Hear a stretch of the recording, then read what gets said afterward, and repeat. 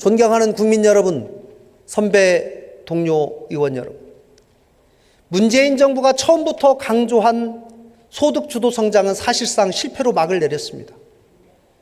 최악의 일자리 통계, 또 많은 경제 관련 지표들이 지난 2년간의 경제 상황을 명백하게 보여주고 있습니다. 재정을 투입해서 공공부문 일자리를 늘리겠다, 최저임금 올리고 소득보조를 통해서 국민들의 가처분 소득을 올리겠다. 그러나 제대로 작동되지 않습니다. 시장에서 경쟁 없이 공으로 얻어진 것들은 지속성을 가질 수가 없습니다. 또 정부는 대기업의 낙수 효과는 부정합니다. 그러면서 어떻게 공공부문에서 시행된 여러 시책들이 민간으로 확산될 거라는 그런 기대를 하십니까? 소득주도 성장이 다른 영역으로 확대될 것이다, 저는 기대하지 않습니다. 국가가 주도하고 공공부문을 시험대로 삼는 이런 이념 위주의 경제정책은 없어야 합니다. 이제는 시장의 활력을 제공할 수 있는 경제정책으로 바꿔야만 합니다. 기업들의 창의력이 하늘을 찌를 수 있도록 정부는 한 발 물러서서 간접적으로 지원하십시오.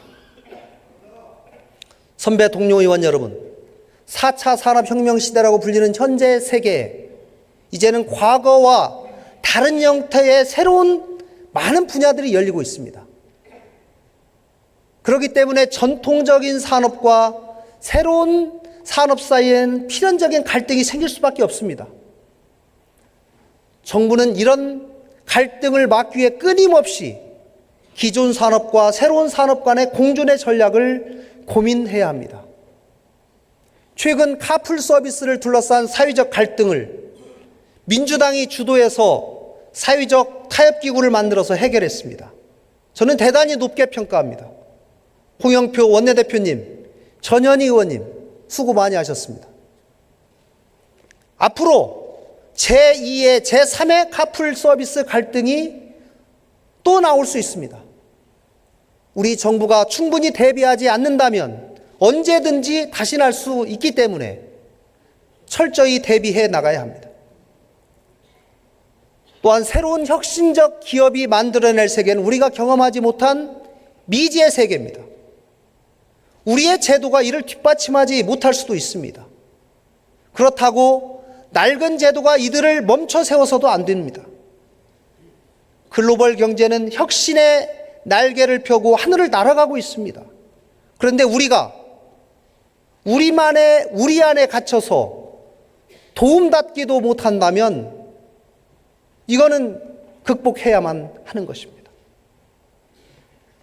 존경하는 이낙연 국무총리님, 국무위원 여러분, 급변하는 국제경제의 흐름 속에서 우리 행정에게 가장 요구되는 큰 과제는 바로 규제 혁신입니다. 정부가 과감한 결단을 내려야 합니다. 현대 국가에서 정부의 권한은 때로는 입법을 초월합니다. 법률이 제정된 후에 각종 행정 입법의 수립과 집행하는 과정에서 굉장히 많은 규제가 생겨납니다. 불필요한 규제는 과감한 철폐가 되어야 합니다. 국회의 입법에만 매달릴 것이 아니라 행정 입법에 보다 과감하고 유연한 해석과 적용을 통해서 현장의 요구를 적극 수용해야 합니다. 또 공무원들의 복지 부동을 깨우고 적극적인 행정의 토대를 만들어 주십시오. 또 기업의 새로운 도전이 끊임없이 일어날 수 있도록 규제 샌드박스를 넘어서서 네거티브 규제 도입에도 정부가 적극 나서 주십시오.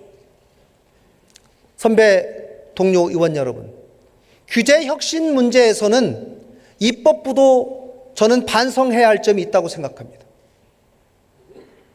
우리가 정부에다가는 규제 혁신을 요구하면서도 국회에서는 제대로 검증하지 않은 채 엄청난 양의 규제 법안을 또 한편으로는 양산해내고 있습니다.